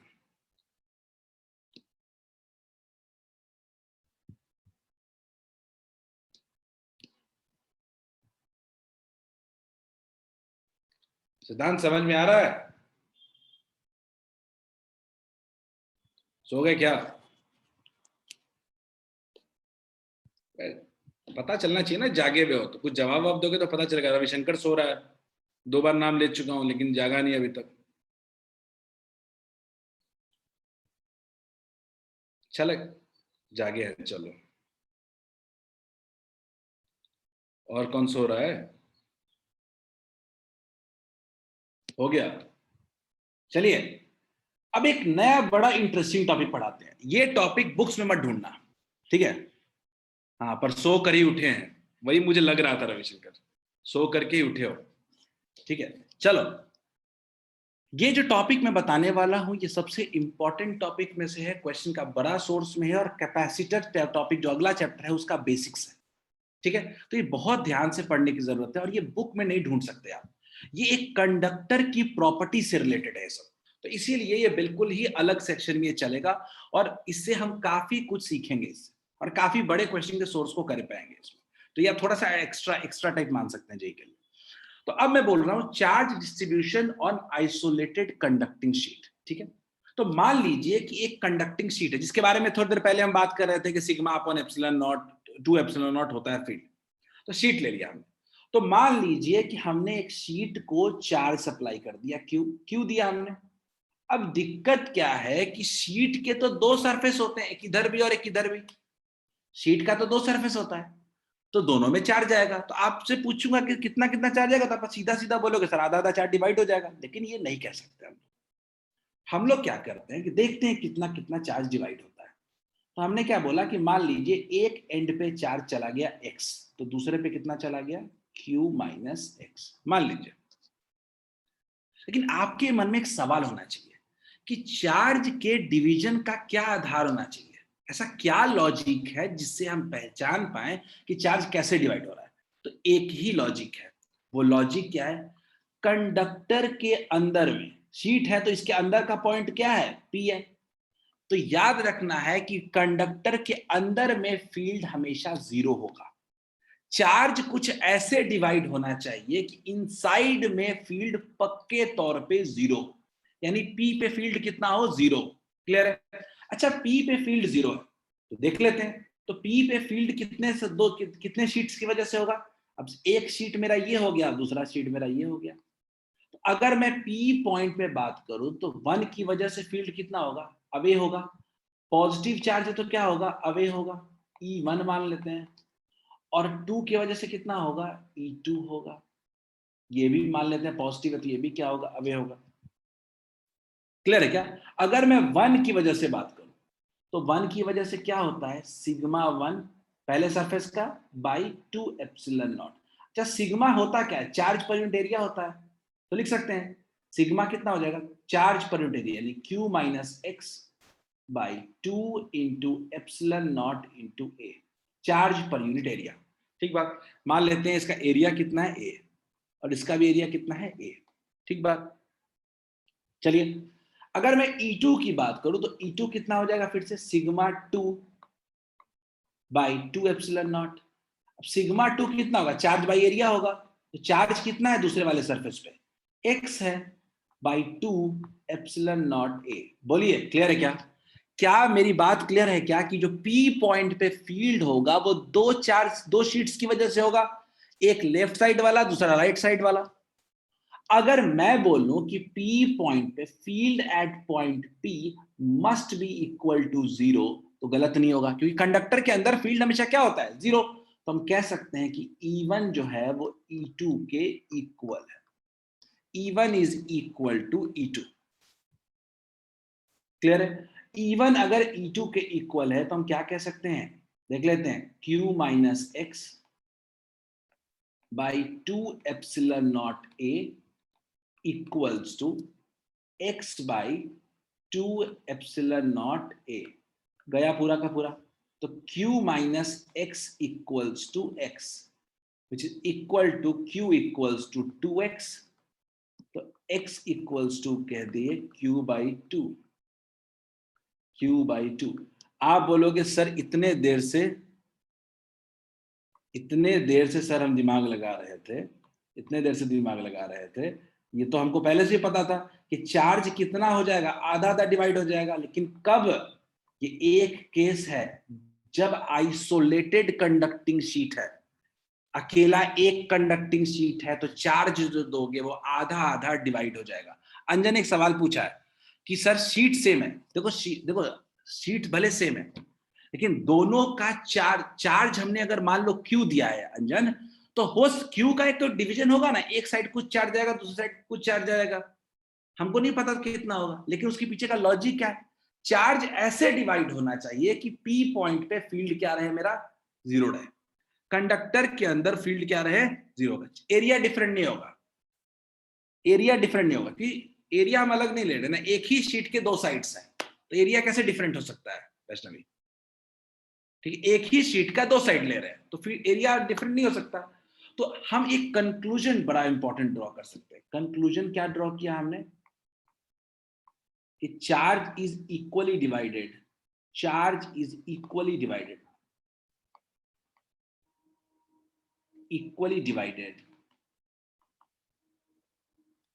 on conducting sheets on both sides.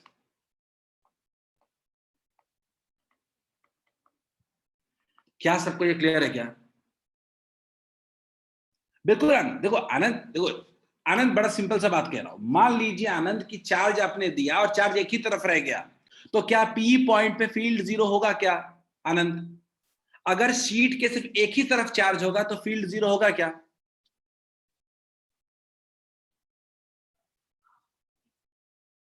क्या चार्ज का डिवीजन कंपल्शन नहीं है क्या हमारे लिए, मजबूरी नहीं है क्या? चार्ज डिवाइड होगा ही, ठीक है, क्योंकि ये सिंगल था, आइसोलेटेड था, तो इसमें चार्ज सीधा सीधा क्या हो गया, आधा आधा डिवाइड हो गया। क्लियर है? अगला क्वेश्चन सब लोग ट्राई करते हैं। चलो चार्ज का डिवीजन एक बात है, लेकिन इसके वजह से फील्ड अलग बात है। तो चलिए ट्राई करते हैं अगला क्वेश्चन। अगले क्वेश्चन से हमारा कॉन्सेप्ट कंप्लीट हो जाएगा। Try this. सब लोग लिख चुके हो क्या? सब लोग लिख चुके हैं? 10 मिनट क्लास एक्सटेंड होगा, धैर्य बना करके 10-15 मिनट ट्राई, क्वेश्चन 2 क्वेश्चन करना है अपने को।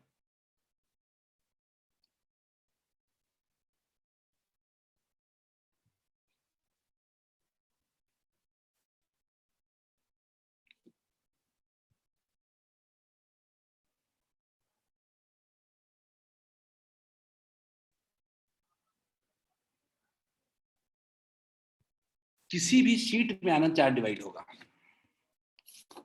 ये जो लॉजिक आज हम पढ़ रहे हैं ये अगला चैप्टर में भी काम आएगा। आदर्श जब आइसोलेटेड ना हो तो हम बात करेंगे, वो नहीं आज कर पाएंगे हम लोग, आइसोलेटेड नहीं वाला, वो हमें अगले दिन लगेगा। आइसोलेटेड नहीं का मतलब आदर्श क्या है कि एक से ज्यादा शीट्स रखे हुए हैं।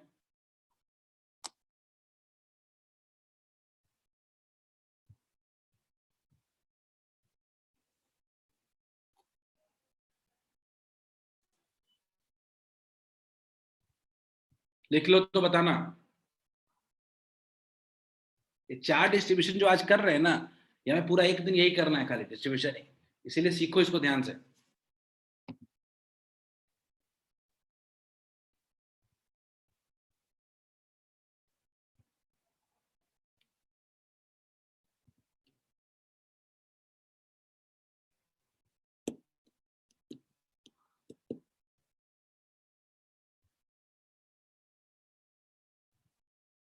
दीप ऊपर और नीचे कोई कंट्रीब्यूट नहीं करेगा, दीप ऊपर और नीचे कोई कंट्रीब्यूट नहीं करेगा। और हम बहुत थिन मान रहे हैं दीप, हम बहुत थिन मान रहे हैं, तो वो जो ऊपर का विड्थ आप ले रहे हो ना, उसका वो बहुत ज्यादा वो है ही नहीं, ऑलमोस्ट मान सकते इग्नोरेबल है। ये हाथ है मेरा, तो हाथ का एक लेफ्ट साइड एक राइट साइड,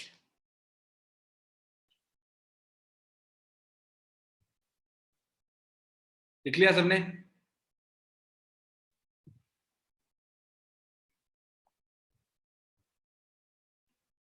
सब लोग अगला क्वेश्चन पढ़े और ट्राई करें। चलो तुम लोग सॉल्व करो, अगला क्वेश्चन में वीडियो देख लेता हूं मैं सिद्धांत अभी।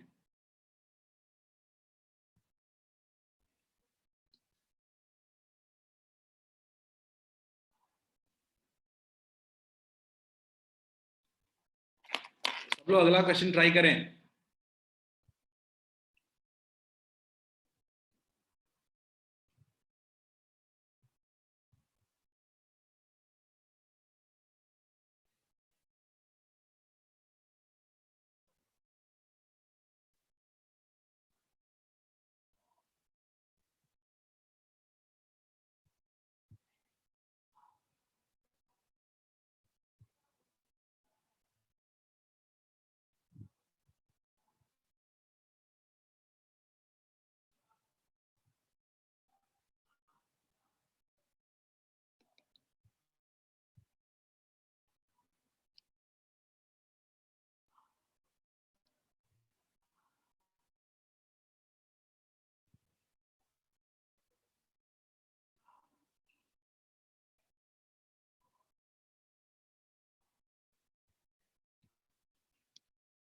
चलिए जल्दी ट्राई करें इसको।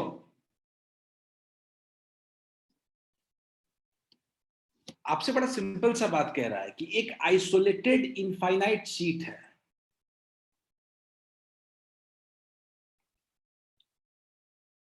आइसोलेटेड इनफाइनाइट शीट है, ठीक है, जिसको अब मान लीजिए कि आपने Q चार्ज दिया है, इसका एक पार्ट पे Q1 है और दूसरे पार्ट पे Q2 चला गया है। ठीक बात, यही कह रहा है ना। अब मान लीजिए मुझे कह रहा है कि out on the other surface in the electric field intensity at A point in front of the sheet, यानी किसी P पॉइंट पे अगर फील्ड देखना चाहें तो कितना होगा। तो इतना क्या दिमाग लगाना है, दो शीट्स हैं तो एक E1 पॉजिटिव, पहला वाला क्या है पॉजिटिव चार्ज है, तो पहले वाले की वजह से कितना हो जाएगा E1 हो जाएगा। दो शीट्स की वजह से अलग निकाल लेते हैं, दूसरे शीट की वजह से अगर देखते हैं तो हम लोग क्या कह सकते हैं E2। बोलिए क्लियर है क्या। दो फील्ड है मेरे पास, एक है E1 दूसरा है E2। अगर मैं E1 की बात करूं अगर कितना हो जाएगा अगर मैं क्या बात करूंगा सिग्मा 1/ε0 2ε0, तो क्या हो जा रहा है Q1/2A ε0।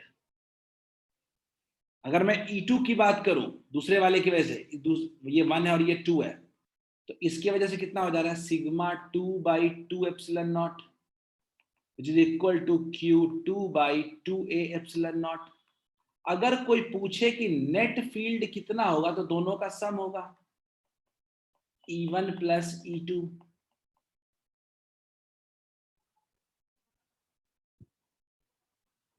दोनों का सम कर देते हैं तो कितना हो जाएगा 1/2A ε0 कॉमन ले लेंगे, कितना हो जाएगा Q1 प्लस Q2 हो जाएगा। वेरी गुड अंजन। तो क्या ऐसा आ रहा है क्या Q/2A ε0 आ रहा है क्या, बोलिए क्या फाइनल फॉर्मूला Q किसी बाहर के पॉइंट पे फॉर्मूला आ रहा है क्या Q/2A ε0।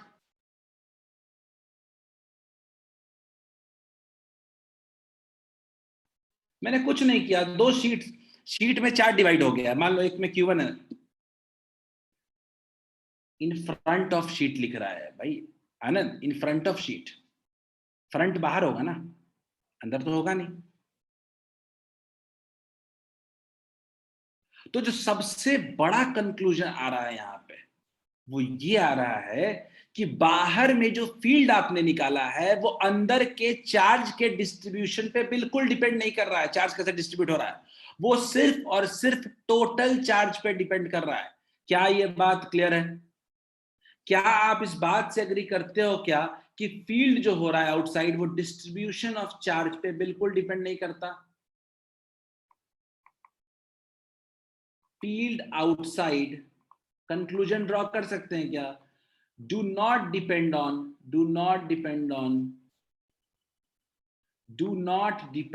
charge distribution।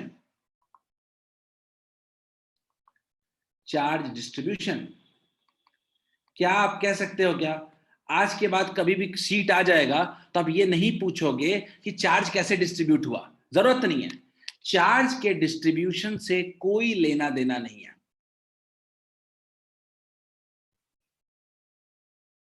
Is it clear? क्या अब बाहर के किसी पॉइंट पे, यानी अभी जो हमने क्वेश्चन किया था यहाँ पे, एक सवाल लेता हूं, देखो इधर हमने एक क्वेश्चन किया था थोड़ी देर पहले शीट की बेस्ड, ये देखो ये क्वेश्चन क्या था?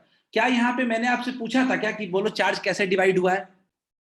ये भी तो शीट ही था, पर चार्ज के डिवीजन का कोई लेना देना नहीं है फील्ड निकलना। दोनों बिल्कुल अलग चीजें हैं, दोनों बिल्कुल अलग चीज है। चार्ज का डिवीजन अलग चीज है और बाहर में फील्ड निकालना अलग चीज। फील्ड निकालने के लिए चार्ज के डिवीजन की जरूरत नहीं है और चार्ज के डिवीजन के लिए फील्ड की जरूरत नहीं है। क्या ये सबको क्लियर है क्या? तो आज के बाद कभी शीट मिल जाए ना कि दोनों साइड में अलग अलग चार्ज दिया हुआ, तब ये मत सोचना कि चार्ज कैसे डिवाइड हुआ है, आपको सिर्फ टोटल चार्ज से मतलब है। क्लियर है क्या? ये बहुत ही इंपॉर्टेंट पॉइंट है कि चार्ज के डिवीजन पे हमारा आउटसाइड का फील्ड डिपेंड नहीं करता है। और इसी को एंड करूंगा एक लास्ट क्वेश्चन के साथ जो आप बड़े आराम से बना सकते हो। सब लोग मुझे आप ए और बी अभी सॉल्व करके दो, सी और डी होमवर्क रहेगा। आप मुझे ए और बी पे सॉल्व करके दिखाओ, ए और बी पे, ए पे और बी पे। सी और डी आपके लिए होमवर्क रहेगा। ए पे फील्ड बताना है और बी पे फील्ड बताना है। सी और डी पे घर पे कर लेंगे हम लोग, ठीक है? 3 शीट्स दिए गए, एक पे क्यू चार्ट दिया गया, एक पे -2q चार्ट दिया गया, एक पे 3q चार्ट दिया गया, ठीक है? मैंने पहले ही बता दिया कि फील्ड निकालना है, आप दिमाग इस पे मत लगाओ कि चार्ज कैसे डिवाइड हुआ है, कोई जरूरत नहीं है। चलिए ट्राई दिस। हमारे पास 3 मिनट टाइम है, सॉल्व करें जल्दी। अगले दिन इसी क्वेश्चन के साथ शुरू करेंगे।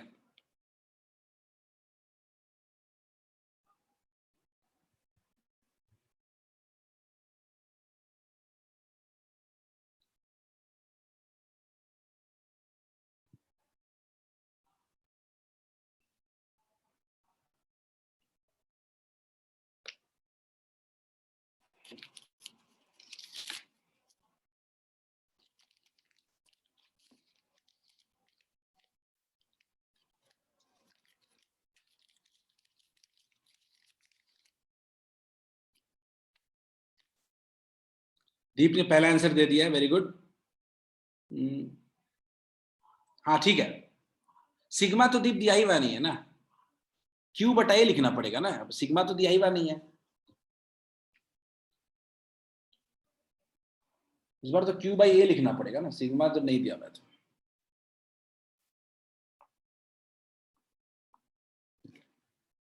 मैं अगर ए पॉइंट पे बात करूंगा, ए पॉइंट पे, तो ए पॉइंट पे 3 शीट की वजह से हमको फील्ड निकालना है।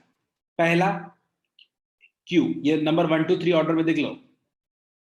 आनंद अंजन बिल्कुल सही है, वैष्णव भी बिल्कुल सही है, वेरी गुड। 1 2 3 3 नंबर्स हैं। 1 की वजह से कितना होगा? 1 की वजह से कितना होगा? 1 की वजह से कितना होगा? ऐसे होगा, Q upon Q upon Q upon 2 epsilon naught ए। दूसरा देखते हैं, 2 की वजह से, 2 की वजह से माइनस है तो 2 माइनस है तो कितना होगा? 2 वाट्स होगा, ऐसे होगा 2q अपॉन 2 एप्सिलॉन नॉट ए। 3q है, 3q की वजह से क्या होगा? अवे होगा, कितना हो जाएगा? 3q by 2 epsilon naught A. Total जोड़ देंगे, नेट टोटल कितना हो जाएगा? यानी बिल्कुल सही है, तीनों को जोड़ देंगे, 3 + 4 4q हो जाएगा, 4q minus 2q by 2 epsilon naught ए। कितना हो जाएगा? q बाई एप्सिलॉन नॉट ए। क्या सबको आ रहा है क्या? कल्याणी, अंजन, नेगेटिव साइड लिखा, अंजन ने बिल्कुल ठीक बात है, नेगेटिव साइड होगा। कल्याणी ठीक है, रविशंकर, रविशंकर बिल्कुल सही है।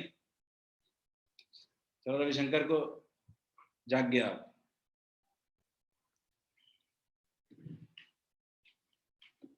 अब थोड़ा जल्दी से बी कर लो, तो बी कर लोगे तो सी डी घर पे कर लेना।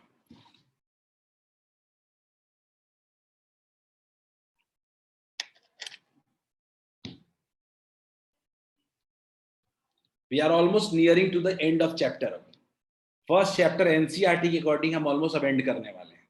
एक डाइपोल बच रहा है बस खाली बताने एक लेक्चर का, बाकी इट्स ऑल ओवर। एनसीईआरटी के क्वेश्चंस होमवर्क में आप बिल्कुल आप कर सकते हैं अब आप। बी का कल्याणी ने बोला Q/2 एप्सिलॉन नॉट ए। देखते हैं कल्याणी, बी पॉइंट पे जो फील्ड होगा, आपको देखना पड़ेगा कि बी पॉइंट पे फील्ड किसके किसके वजह से हो रहा है।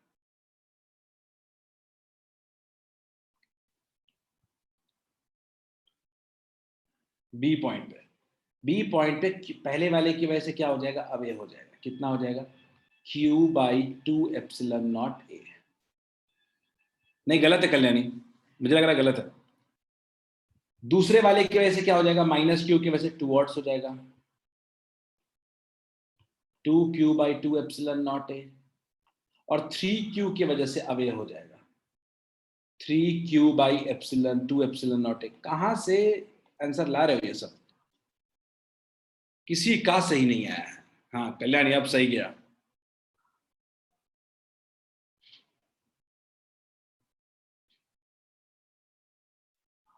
ठीक है कल्याणी, क्या टोटल जोड़ोगे तो 3Q - 3Q कैंसिल नहीं हो जाएगा, टोटल नेट 0 नहीं हो जाएगा? आपको एक ही लॉजिक लगाना है, पॉजिटिव की वजह से अवे और नेगेटिव की वजह से टुवर्ड्स, और कुछ नहीं। ठीक है रविशंकर, पॉजिटिव चार्ज बी पे देखना है ए की वजह, बी पे देखना है पहले की वजह से, अवे होगा इस साइड होगा। दूसरा -2Q की वजह से टुवर्ड्स होगा, ये भी अट्रैक्ट करेगा, और 3Q अपोज करेगा, अवे होगा। दैट्स इट फॉर टुडे, आज के लिए इतना ही। सी और डी पे आप खुद ट्राई कीजिएगा शीट के वजह से। मैं जो समझाना चाहता था आपको आज वो ये था कि चार्ज के डिस्ट्रीब्यूशन पे फील्ड डिपेंड नहीं करता है। ठीक है, फील्ड के लिए मुझे शीट का टोटल चार्ज सफिशिएंट है। क्लियर अंजन? आज के लिए इतना ही, 2 घंटे हो चुके हैं आई थिंक। अंजन ग्रुप पे स्लाइड अपलोड कर रहा हूं 2 मिनट के अंदर में, ठीक है, 2 मिनट में दे रहा हूं स्लाइड पूरा का पूरा। ठीक है, चलो हैव अ नाइस डे।